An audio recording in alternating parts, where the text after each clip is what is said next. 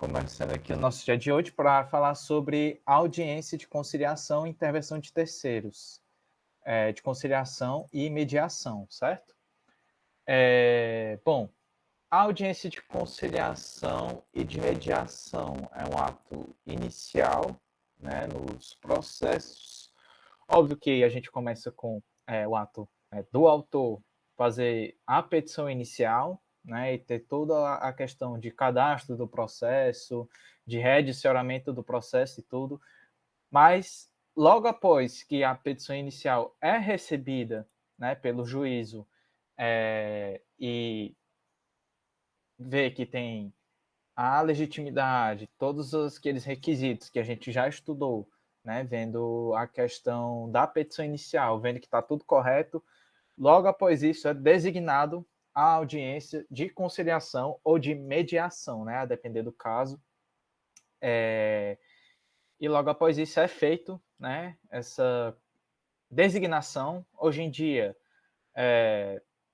a designação ela pode ser tanto por uma audiência virtual ou presencial, né? Antigamente tinha a questão de ser apenas audiência presencial e após a pandemia, toda aquela questão virtual, deu-se uma maior importância, enfim, maior número de casos de audiência virtual e hoje em dia é praticamente tudo virtual, né? Principalmente quando se trata de audiência de conciliação, de mediação, por ser algo curto, rápido, sem oitivos de testemunhas, sem realmente ter que provar prova. Provar prova ficou meio confuso, mas ter que utilizar de provas, né? Então, é uma audiência rápida e por conta disso, hoje em dia o juízo está utilizando dela de maneira virtual.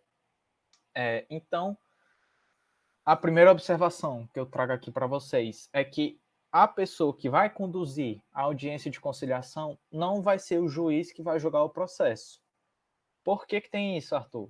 Porque, como eu falei para vocês, é algo rápido, é para ser algo informal, algo rápido, porque é algo inicial no processo que serve justamente para que seja feito o acordo, né? A gente vai ver que essa questão da audiência de conciliação e mediação é justamente para a propositura de um acordo entre as partes, né?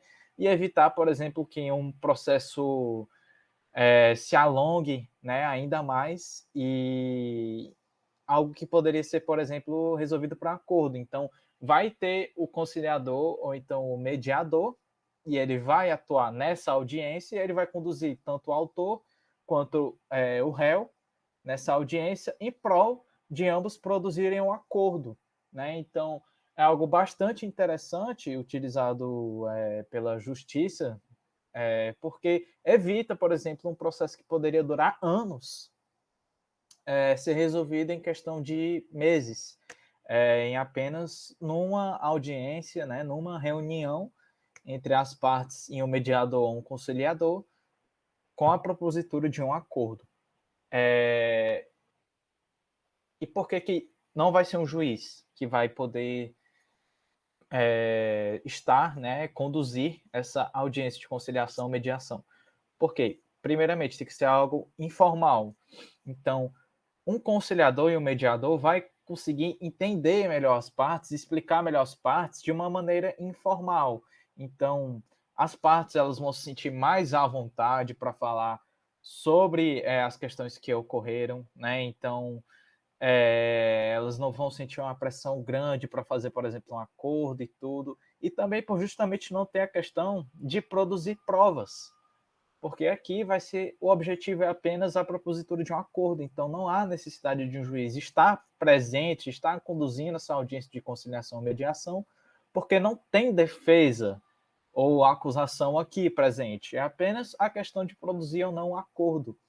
Então, por ser essa audiência informal, uma audiência rápida, não tem essa questão da presença do juiz, eu vejo, por exemplo, muitos casos lá no escritório em que tem clientes nossos, ou então o requerido, o réu, dentro do carro, por exemplo, fazendo a audiência de conciliação ou mediação virtual, por exemplo, dentro de um carro, já vi até gente deitado numa rede, então tem essa questão que é de uma maneira mais informal mesmo, né?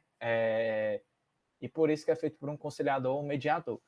E, bom, o que é a audiência de conciliação e qual a diferença dela para a de mediação? A audiência de conciliação, primeiramente, ela ocorre em casos em que o autor e o réu não possuem uma relação continuada entre ambos, uma relação anterior continuada entre ambos. Então, no caso de, por exemplo, eu estar abrindo um processo, por exemplo, contra o meu pai, por ele estar devendo pensão alimentícia, por exemplo. Obviamente tem uma relação continuada e anterior minha e do meu pai. Então, aqui no caso, não poderia ser uma audiência de conciliação, porque aqui tanto o autor quanto o réu não se conhecem, não possuem uma relação continuada anterior. Eles podem até se conhecer, mas eles não possuem uma intimidade, eles não possuem uma relação que durou por vários dias, sabe? Então, supondo aqui, por exemplo, que eu entre com um processo com uma outra pessoa porque eu bati no carro dela, por exemplo, né? E eu entro com um processo para ter a minha indenização material pelos danos que ela ocasionou no meu carro. Eu só encontrei com aquela pessoa no momento da batida. Eu não tive uma relação continuada com ela de vários dias e tudo. Não. Então, aqui é audiência de conciliação, porque não tem essa relação continuada. Para o conciliador, o que é exigido? Formação em curso promovido pelo CNJ, né? Realizado no Tribunal de Justiça, e também tem que ter bacharelado em qualquer área de conhecimento. Não precisa ser em área do direito, pode ser em qualquer área do conhecimento. Tá? Então tem que ter um curso promovido pelo CNJ, realizado junto ao Tribunal de Justiça, e também bacharelado em qualquer área de conhecimento. A gente vai ver que para a questão do mediador, ele tem que ter também o curso oferecido pelo CNJ, né? E aqui ele tem que ter pelo menos 2 anos formados em qualquer bacharelado. Então, ele não basta ter apenas o bacharelado em qualquer área do conhecimento, ele tem que ter pelo menos 2 anos de formado nesse bacharelado. Por que tem essa diferença de 2 anos? Porque na questão da mediação, como tem uma intimidade entre o autor e o réu, muitas vezes é até mais difícil do próprio mediador conciliar a conversa entre ambos, porque vamos supor que seja uma relação continuada, por exemplo, de vários conflitos, então ambas as partes já estão com uma relação conflituosa, uma relação desgastada entre ambos, eles já se conhecem, então já tem um desgosto, por exemplo, um pelo outro.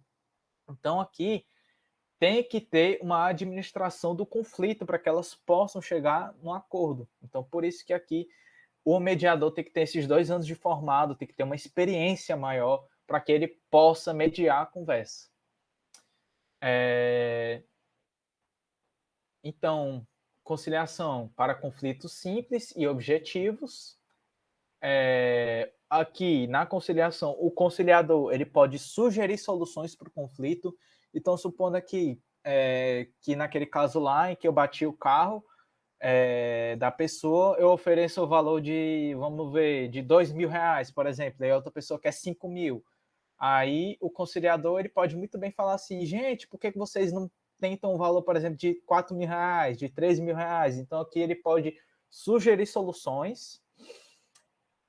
Já o mediador, na audiência de mediação, ele não pode sugerir soluções, e aqui temos os conflitos mais complexos e subjetivos, por conta dessa relação continuada. Por conta dessa relação continuada, conflituosa entre ambos, muitas vezes o diálogo entre ambas as pessoas é muito desgastado. Então, a audiência de mediação muitas vezes é para resgatar esse diálogo, por exemplo, né? Então, é o caso que eu falei. Por exemplo, um pai está devendo pensão alimentícia para o filho. Geralmente, nesses casos, a relação entre pai e filho é muito desgastada. Então, muitas vezes o mediador está lá só para tentar resgatar uma conversa entre pai e filho na propositura, né, de um acordo. E, bom, a audiência de conciliação e mediação é obrigatória, né, no processo civil, então tem que ocorrer em todos os processos, e aqui eu elenquei alguns princípios norteadores, né? A gente tem a busca pelo consenso, a isonomia, tem que ser igual tanto para o autor quanto para o réu, o tratamento do mediador, a oralidade, né? Porque é feito de maneira oral, a imparcialidade, boa-fé, confidencialidade, né? Então aqui tem uma questão, uma restrição, porque aqui é feito apenas nessa reunião, é apenas entre as partes e o mediador ou o conciliador. E também temos aqui a questão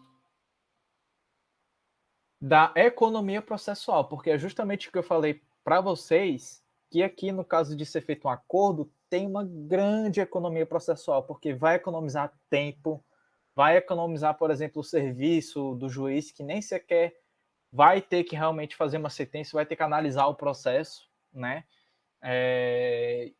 Questão de tempo, questão dos funcionários mesmo, do próprio tribunal. Então, é muito importante, por isso que é obrigatório em todos os processos. E, bom, não, tranquilo, Ana Jéssica, eu tô só falando de audiência de conciliação e mediação, tá? Fica à vontade para tirar qualquer dúvida. Lembrando, pessoal, que como a audiência de conciliação e mediação é obrigatória no processo, também é obrigatória a presença do autor nessa audiência de conciliação e de mediação. Porque se o autor não for, ele vai estar demonstrando que ele não tem interesse no processo. Porque imagina aí, eu abro um processo contra um Haroldo, eu como autor não vou para a audiência de conciliação e mediação. Como é que fica subentendido pelo juiz? Ah, que o Arthur não tem interesse nesse processo. Ele não foi nem na audiência de conciliação e mediação, que é um ato rápido, é um ato inicial, é um ato que não tem produção de provas, então é algo só para a propositura de um acordo e ele não foi. Então é obrigatória a presença do autor.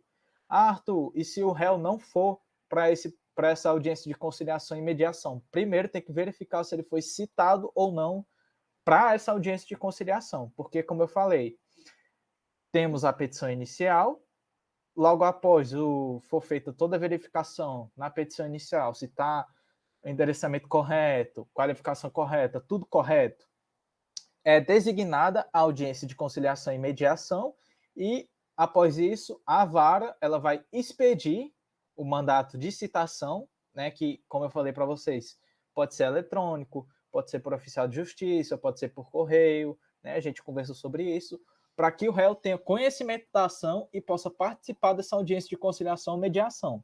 Beleza, o réu teve conhecimento, né, foi citado e tudo teve conhecimento. Ele não foi para a audiência de conciliação e mediação.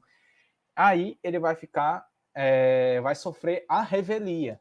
Então, por ele não ter participado, mesmo tendo a ciência, ele não vai poder apresentar a contestação, não vai poder se defender nesse processo, porque ele não esteve presente na audiência de conciliação e mediação. E tudo que foi alegado na inicial vai ser declarado como verdadeiro. Agora, caso ele não tenha sido citado, aí vai ser marcada uma nova data para audiência de conciliação e mediação, e novamente vai ser expedido o mandato de citação, né, por oficial de justiça, correio, enfim, os casos, né? E, bom, eu falei para vocês que é obrigatório a questão da audiência de conciliação e de mediação, porém, em apenas um caso que não pode ter essa audiência de conciliação ou mediação, no caso do autor recusar na petição inicial, demonstrando o desinteresse em realizar a audiência de conciliação ou mediação, e o réu também demonstrar, na contestação, que também não tem interesse. E aí, no caso, vai ser cancelada, né, a audiência de conciliação e mediação.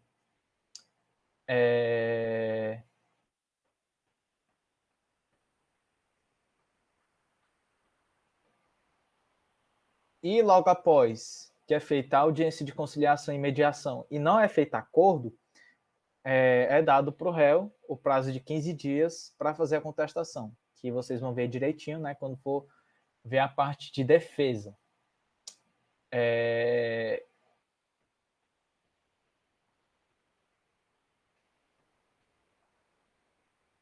E aí depois também tem como o réu ver com o autor também a questão para que, mesmo ambos recusando, né, ainda ter a possibilidade de ter audiência de conciliação, informando no processo de maneira prévia, né, claro.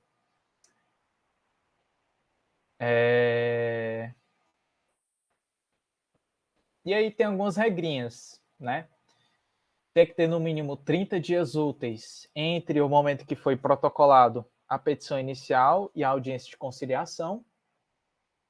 Mínimo 20 dias úteis de antecedência para promover a citação por réu. Então, o réu não pode ser citado, por exemplo, faltando 10 dias, 5 dias, né, para audiência, por exemplo, que aí ficaria muito em cima da hora, né? Então, tem que ser no mínimo 20 dias úteis. E, por exemplo, entre uma audiência e outra, que vocês vão ver que vai ter também a questão da audiência de instrução, não pode ter mais de 2 meses, tá? Mas isso fica para depois quando for falar de audiência de instrução.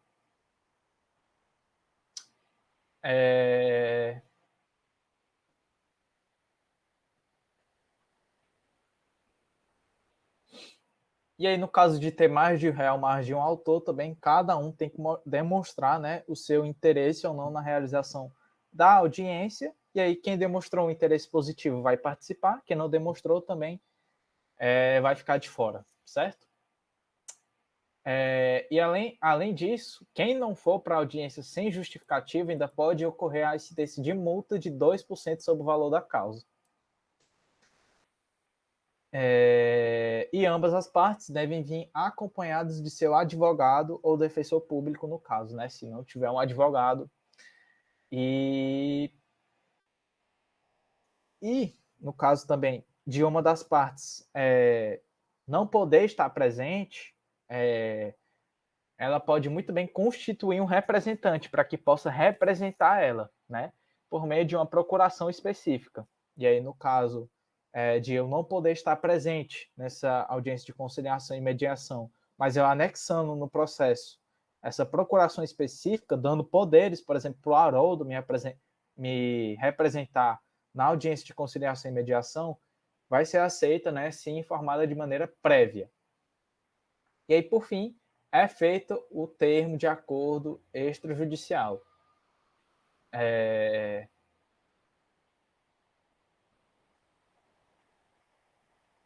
E é basicamente isso.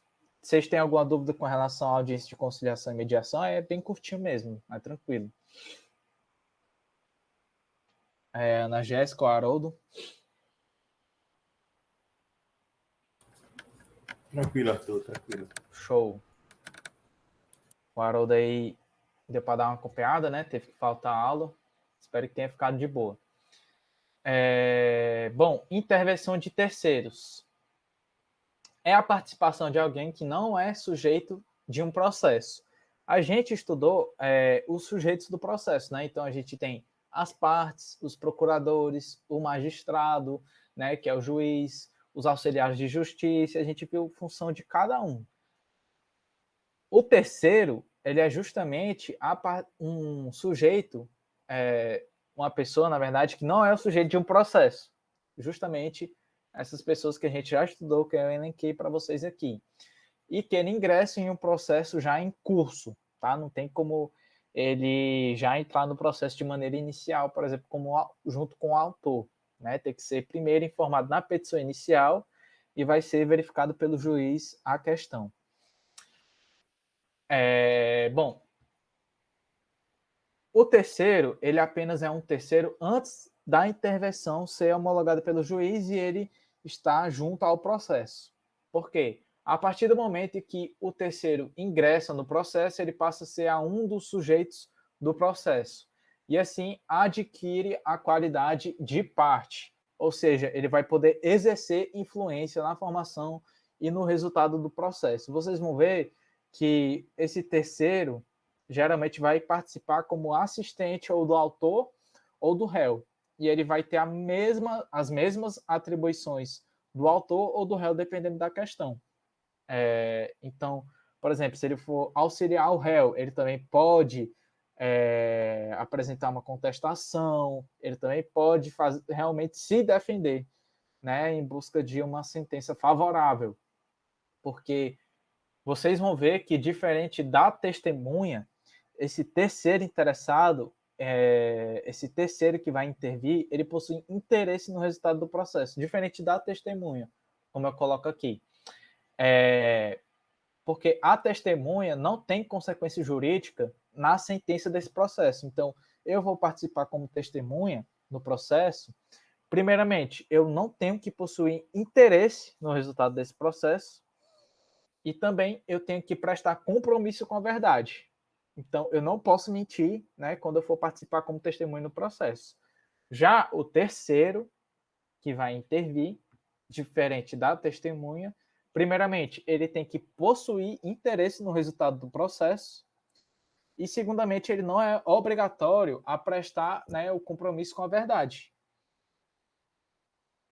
Então, tem essa diferença para testemunho que geralmente muita gente confunde. Que mais?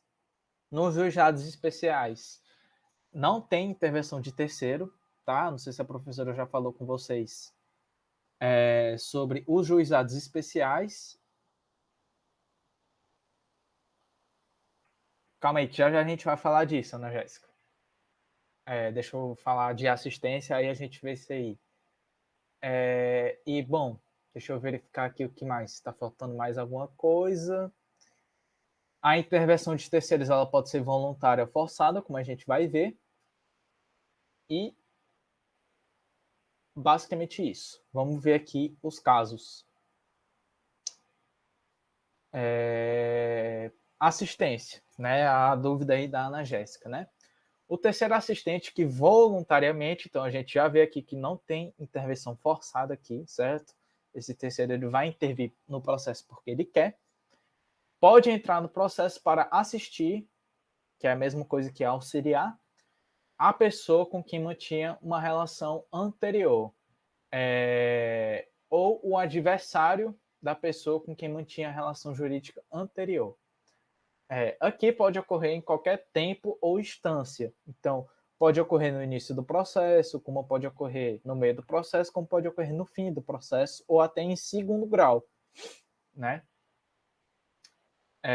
Só que esse terceiro que vai intervir no processo, achou tranquilo, mas eu vou falar disso. Esse terceiro que vai intervir no processo, ele pode intervir em qualquer momento, como eu falei para vocês, mas ele vai ter que intervir e vai ter que aceitar o processo do jeito que ele está, porque os atos anteriores, ele não pode mexer neles, né? Então, como eu coloquei aqui para vocês, não sendo possível praticar atos relativos a estágios anteriores. Então, não pode, por exemplo, um assistente vir assistir o réu, né? Mas esse réu, por exemplo, já apresentou contestação, já apresentou defesa e tudo, e aí chega esse assistente e quer apresentar a contestação também. Não pode, porque já foi apresentado anteriormente, já teve seu momento para essa apresentação. É um estágio anterior. Ou então, por exemplo, impugnar alguma prova, sendo que o réu já impugnou e tudo, já passou o prazo para impugnar, então questão de prazo fica para trás. Ele não pode intervir.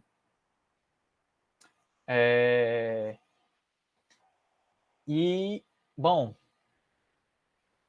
a legitimidade. Esse terceiro ele pode auxiliar tanto o réu como o autor, né, como eu falei.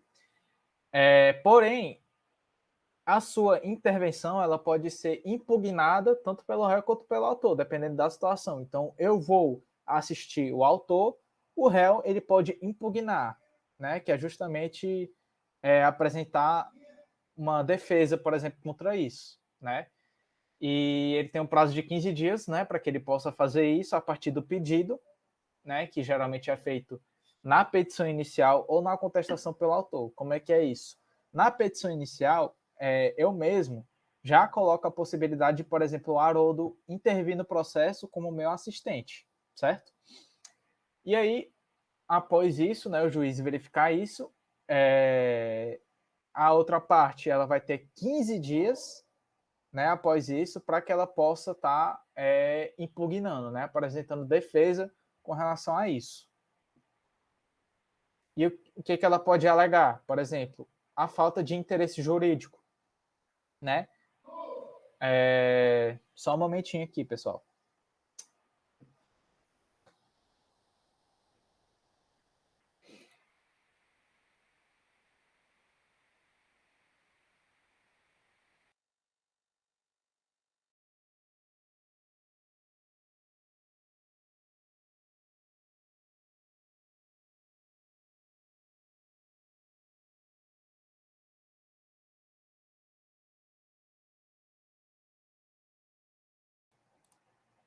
Pronto, meu pai estava me chamando, já falei. E exatamente isso a parte pode alegar, né, a falta de interesse jurídico, por exemplo. E voltando aqui, então esse assistente, como eu falei para vocês, vai ter as mesmas atribuições que o autor e o réu, né? Pode apresentar defesa, pode apresentar acusação, pode apresentar provas, então vai ter as mesmas atribuições, como eu coloquei aqui. O assistente atuará como auxiliar da parte principal, né? E exercerá os mesmos poderes e vai se sujeitar aos mesmos ônus processuais que o assistido. Então, vai ter os mesmos prazos, vai ter as mesmas consequências jurídicas, certo? E aí eu coloquei para vocês um exemplo de um sublocador, né? Então, eu tenho um contrato de locação, que é um contrato de aluguel. Só que aí, nesse contrato de aluguel, aparece um sublocador, que, por exemplo, eu estou alugando uma casa do Haroldo, certo? Só que aí eu, que estou alugando, alugo para uma outra pessoa ainda, né? Então é um segundo aluguel. Se der algum problema no primeiro aluguel, a pessoa que está no segundo aluguel vai também perder o aluguel junto comigo, que eu estou no primeiro aluguel, né? Enfim, vocês veem que tem um interesse jurídico nisso. Então, eu, como locador, posso, por exemplo, abrir um processo com Haroldo, certo? E essa segunda pessoa que está no aluguel como sublocadora, também vai poder participar, por exemplo, como meu assistente, né, no caso. E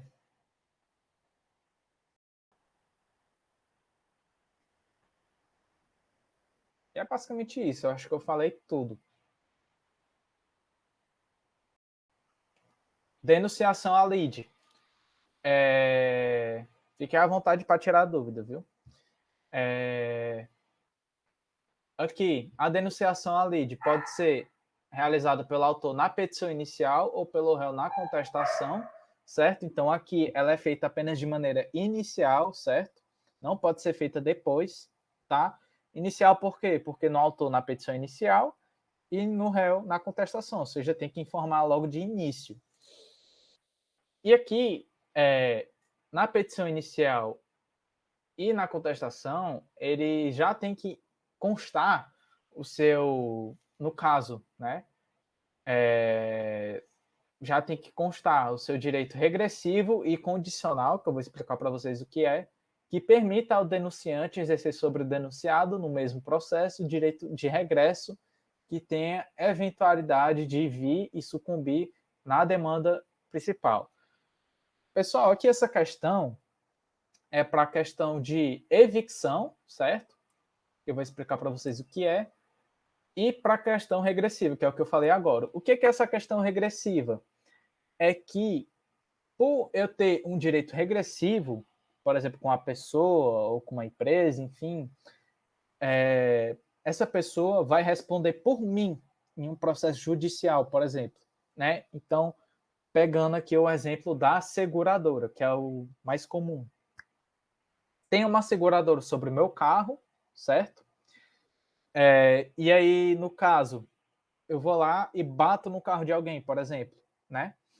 Essa seguradora, ela tem a obrigação, porque eu pago o seguro do meu carro e tudo justamente para isso, a obrigação de cobrir com o custo do acidente. Então, supondo que essa pessoa abra um processo contra mim, querendo justamente, né, a indenização pelo dano ocasionado ao veículo dela, né, o dano ocasionado pelo acidente. A seguradora do veículo, ela tem a obrigação de cobrir esses custos, né? Então, eu tenho um direito regressivo sobre isso, porque a seguradora, ela, por meio do contrato que eu tenho com ela regressivamente vai responder por mim. Então, em vez de eu ter que pagar, no caso de eu perder o processo contra essa pessoa, né, ela demonstrar que foi eu que causei o dano e tudo, demonstrar todo o valor, todo o prejuízo e eu perder esse processo, a seguradora vai responder por mim no processo e vai pagar todo aquele valor devido, certo? Já no caso de evicção, também usando o veículo, no caso, pessoal, até um pouco complexo, mas vou tentar simplificar aqui. É o caso de uma pessoa que vende algo para outra, não tendo, né, a propriedade sobre essa coisa. Então, pegando aqui, eu vendo, por exemplo, o meu carro para o Haroldo, certo?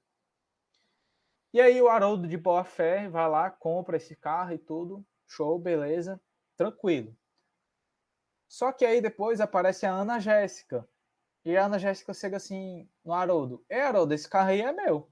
Né? Não era do Arthur, não. É meu esse carro e eu não lhe vendi. Me dê aqui de volta. Então, é nesse momento que ocorre a evicção, porque eu estou vendendo algo que é de terceiro, que não é meu, e uma pessoa terceira de boa fé adquire pensando que é meu, que foi no caso o Haroldo. E aí, o Haroldo vai exercer o direito que a evicção lhe resulta sobre mim. E aí, no caso, ele vai poder, né, me chamar no processo, né? Por exemplo, no caso da Ana Jéssica, abrir um processo contra o Haroldo para que o Haroldo devolva o carro. O Haroldo vai me chamar nesse processo para que, por conta dessa questão da evicção, eu responda por ele nessa questão, certo? E é justamente o caso da evicção.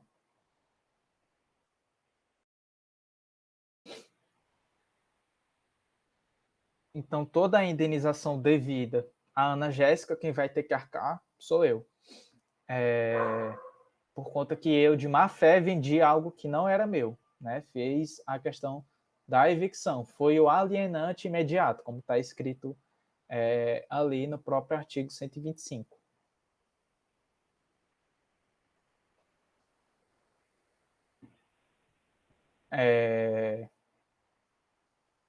Tranquilo, então, né, essa questão. Ah, e uma coisa. A pessoa que for denunciada a estar presente no processo, ela ainda pode fazer mais uma denunciação a uma outra pessoa. É algo bem complexo. Então, supondo aqui que eu chamo a seguradora do carro no processo, essa seguradora ainda pode chamar uma outra pessoa. No caso, óbvio, né, demonstrando toda a questão do direito de regresso, né? Ou então, no caso de evicção, né, tem que demonstrar o direito de regresso e de evicção. E aí, a gente também tem o chamamento ao processo, que aqui é apenas ao réu, certo? O autor não pode fazer. E também é forçada. Por que é forçada? Temos 3 hipóteses. Questão de fiança, né? Numa ação proposta quando o fiador for o réu, ou então dos demais fiadores quando um fiador for o réu. Qual que é a diferença aqui? Aqui, no caso, eu fiz um contrato de fiança, certo? Em que essa pessoa vai responder por mim, né, para poder pagar quando eu não puder, certo? E aí vamos supor que eu fiz aqui um contrato de fiança e tudo com a Ana Jéssica, certo? E o Haroldo entra no processo contra mim. E aí, no caso, eu não consigo pagar a indenização que o Haroldo quer nesse processo, né? Aí, no caso, eu posso chamar a Ana Jéssica para vir nesse processo, né? Pelo chamamento ao processo. E aí, ela, como minha fiadora, vai responder por mim e vai pagar. Obviamente que eu vou me resolver com a Ana Jéssica depois de tudo, né, pagar para ela, mas ela como fiadora, como ela tem um contrato de fiança comigo, ela tem a obrigação de pagar. Então, pegando aqui um exemplo para ficar mais prático, supondo que eu faça um contrato de compra e venda com o Haroldo e ele vai me vender o veículo dele. Só que o Haroldo, desconfiando de mim, tudo fala assim, Arthur, tem como tu fazer um contrato acessório, que vocês vão ver depois em contratos, o que é, de fiança, com a Ana Jéssica, para caso tu não consiga pagar o valor do veículo, ela pague por ti. E aí, no caso, supondo que eu fique vários meses sem pagar e tudo, e aí o Haroldo entra no processo comigo, né? Aí eu posso chamar também a Ana Jéssica, né? Demonstrando que eu não posso pagar e tudo, e aí ela vai lá como minha fiadora, paga por mim. E aí, no caso, se só tiver, se tiver vários fiadores, certo? E for, por exemplo, em vez do Haroldo propor uma ação contra mim, propor contra a Ana Jéssica, e tendo vários outros fiadores além dela, ela também pode chamar os outros fiadores para entrar junto no processo, né? Então, é o caso, né, da pessoa. Porque aqui teve do afianciado, né? Dele poder chamar o fiador, e aí aqui no caso do fiador chamar os outros fiadores, certo? É essa a questão. Por fim, a questão dos devedores solidários. Aqui, né, quando tem um contrato em que temos uma obrigação, por exemplo, de pagar ou de fazer, em que se tem mais de um devedor, e esses devedores são solidários, ou seja, pode ser cobrado a dívida de todos, ou então a dívida total sobre um. Essa questão da solidariedade. E aí, no caso, se for proposta uma ação apenas contra um desses devedores solidários, esse devedor solidário pode chamar também os outros devedores, né? Porque eles também respondem junto, né? Da mesma forma. E como é apenas ao réu, o réu tem que colocar na contestação, né, da mesma maneira. E aí aqui a gente tem a desconsideração da personalidade jurídica, né? A gente tem a desconsideração da personalidade jurídica normal e a inversa. Como é que funciona? A normal ocorre por fraude ou dolo, certo? Em que uma empresa, né, uma pessoa jurídica, ela transfere parte do seu patrimônio para uma pessoa física, uma pessoa normal, né? Como é que isso ocorre, geralmente? Vamos supor aqui, pessoal, que, por exemplo, eu comprei essa garrafa aqui na Amazon, por exemplo, certo? E aí a Amazon, ela vai lá e me manda uma garrafa diferente, por exemplo, me manda uma garrafa, nem me manda uma garrafa, me manda uma pedra, por exemplo, dentro da caixa. E aí eu vou entrar com uma ação contra a Amazon, por exemplo, né, para que ela possa, né, ou me dar a garrafa, ou então me dar o valor que eu paguei pela garrafa, certo? E aí, no caso, a Amazon, ela não me dá a garrafa e também nem me paga o valor que ela está me devendo por eu ter pago a garrafa. Aí o juiz, por exemplo, vai executar a Amazon, né? Fazer uma penhora, enfim, pegar algum valor que tenha, por exemplo, na conta bancária, né, da Amazon, por exemplo. Só que aí o juiz, quando ele vai fazer essa penhora, né, vai verificar a conta bancária da Amazon, ela vê, o juiz vê, né, que não tem nada na conta da Amazon, está zerada, sem nenhum valor. A Amazon, na verdade, está devendo, por exemplo, né? E aí, se for constatado fraude ou dolo, né, da Amazon tá desviando o patrimônio dela, o dinheiro dela, para uma outra conta de uma pessoa física, por exemplo, do dono da Amazon, vai ser feito, né, pode ser pedido, né, tanto pelo autor quanto pelo réu, ou então até mesmo pelo MP, né, o Ministério Público, um incidente de desconsideração da personalidade jurídica. E aí, no caso, em vez de ter só a Amazon no processo, agora vai integrar a pessoa com quem a Amazon transferiu o patrimônio, certo? Então, por exemplo, eu sou dono da Amazon, certo? E aí eu vendo esse processo e tudo, vi que é um valor alto, né? Uma garrafa extremamente cara. Vou lá, pego o dinheiro da Amazon e passo para minha conta pessoal, né? Não é a conta bancária da Amazon, é minha conta pessoal. E aí o juiz, quando vai verificar a conta da Amazon para ver se ele consegue retirar forçadamente, né, algum valor de lá, já que ela não realizou o pagamento voluntariamente, vê que não tem nada, vê que está esvaziado lá. E aí, constatado fraude ou dolo, ele pode me chamar no processo, né, de maneira obrigatória, porque foi constatado que o patrimônio da Amazon foi transferido a mim de maneira fraudulenta ou dolosamente, certo? E aí, como é que é a inversa? A inversa, na verdade, é de eu estar no processo, né? Vamos supor aqui que no processo de acidente que eu falei para vocês, em que eu estou devendo um valor ao Haroldo por conta da batida, dos danos que eu causei no carro dele. E aí, no caso, não, estou devendo dinheiro e tudo, não tem como eu pagar e tal, mando lá a foto da minha conta e tudo, o juiz tenta pegar algum valor da minha conta, vê que eu não tenho nada, mas se for constatado que eu, por exemplo, sou dono de uma outra empresa e for constatado que eu transferi o meu patrimônio para lá, também vai ser constatada a fraude e o dolo. Então, vocês veem que aqui é de maneira inversa, né?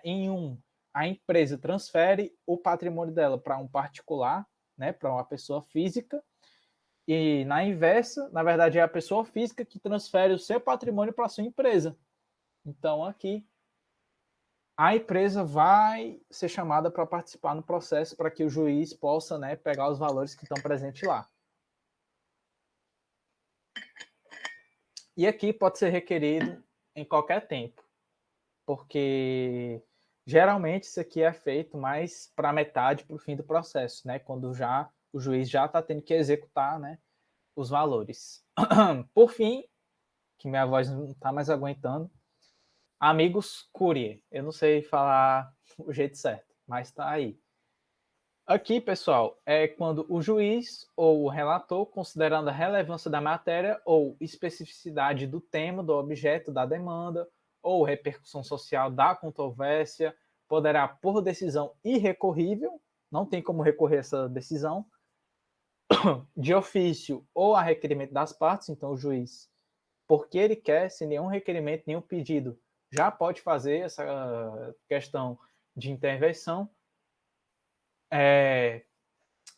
pode solicitar ou admitir a participação de pessoa natural ou jurídica ou órgão ou entidade especializada no prazo de 15 dias, certo? Então, esse terceiro, aqui nessa questão, ele é convocado para emitir um parecer em um processo, de forma provocada, né, que é provocada pelo juiz ou pelas partes, né, a pedido delas, em razão do interesse institucional para cooperar com o processo. Aqui, pessoal, é o caso de, por exemplo, num processo em que, por exemplo, por conta de, por exemplo, da dificuldade do próprio juiz em analisar aquele processo, em fazer a sentença, ele precisa de um apoio de um terceiro que ele pode chamar para esse processo, né? Para, por exemplo, fazer um cálculo, né? Tem vários valores nesse processo e tudo um processo, por exemplo, antigo e tudo, de algo que aconteceu antigamente, então tem toda a questão de atualização monetária, correção monetária e tudo. Então, se for algo muito difícil, porque, gente, o juiz não é formado em, por exemplo, economia, não é formado em matemática para estar fazendo cálculos extremamente difíceis, ele é formado em direito, né? Então, se for uma questão, por exemplo, até, vamos supor aqui, uma questão que envolva biologia, uma questão que envolva engenharia, então, essas questões que são de extrema dificuldade, extrema especificidade, que o juiz, como bacharelado em direito, não possui a competência para verificar aquilo, para analisar aquilo, ele pode, ou a seu requerimento, ou a requerimento das partes, né, fazer essa intervenção de terceiro. Então, e ele vai definir os poderes, né, claro, né, óbvio que também tem que ser uma pessoa imparcial, né, porque ele vai estar auxiliando o juiz,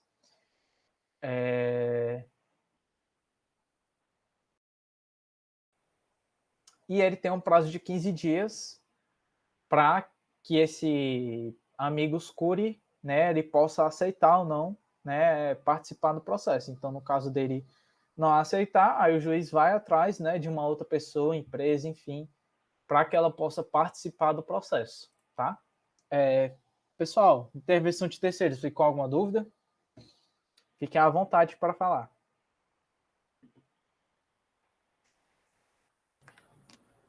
Tranquilo, Arthur. Show, Haroldo. Muito obrigado. Tranquilo, Ana Jéssica, para ti?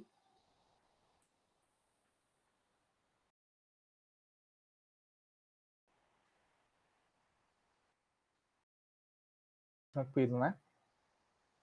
Pronto, então é isso, pessoal. Consegui dar audiência de conciliação e mediação e intervenção de terceiros. 2 conteúdos, né, que vão estar presentes na AV2. Eu vou ver direitinho com o Rodrigo como é que vai ser a questão do JET de revisão, porque a gente também está tendo prova, né, e a gente está tendo algumas dificuldades com a elaboração de material para vocês, né, então eu até peço desculpas por não estar fazendo slides para vocês, como eu geralmente faço. Tive que usar um arquivo do Word mesmo, mas a gente vai tentar elaborar umas questões direitinho e tudo, né? E fazer direitinho com vocês. Tutela provisória, eu acredito que eu que vou dar para vocês também tutela provisória, o Rodrigo vai dar o assunto sobre contestação. E aí, isso aí a gente vê como é que vai ser na segunda-feira, não sei. Elizabeth já deu algum direcionamento da prova? Arthur, ainda não, para você. Cara, assim, foi me repassado que ia cair no conteúdo de vocês. Eu não sei se ela já chegou a falar. Que ia ser de litisconsórcio, intervenção de terceiros, tutela provisória, respostas do réu, fase de saneamento, né, e audiência de conciliação e mediação. Então, esse foi o direcionamento que a gente tem até agora, certo? O Rodrigo vai falar mais especificadamente com vocês sobre essa questão, tá? Podem ficar tranquilos. Então é isso, pessoal. Vou encerrando aqui. Valeu, Arthur. Obrigado. Muito obrigado pela presença. Um abraço. Até mais. Valeu. Valeu, Ana Jéssica. Tchau, tchau.